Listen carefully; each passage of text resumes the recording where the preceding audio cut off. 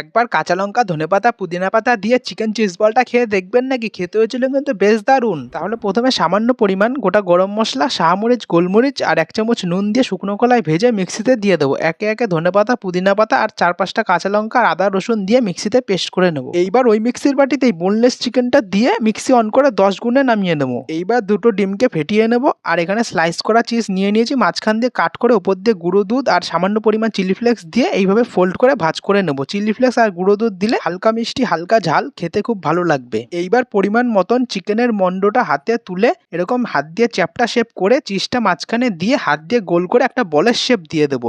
এবার বলগুলোকে ফার্স্টে প্যানকো বেডক্যাম এখানে নিয়ে নিয়েছি, প্যানকো বেডক্যামের মধ্যে দিয়ে এগ ওয়াশ করে আবার প্যানকো বেডক্যামের মধ্যে দিয়ে হাত দিয়ে চেপে একটু ভালো মতন শেপ দিয়ে টোটাল 2বার কোটিং করে নেবো। এইবার একে একে গরম তেলে ফেলবো আর মিডিয়াম টু লো হিটে ভাজবো। এতে কি হবে, চিকেনটাও সিদ্ধ হয়ে যাবে আর ভেতরে চিজটাও গলে যাবে। ব্যাস, তাহলেই রেডি চিকেন চিজ বল।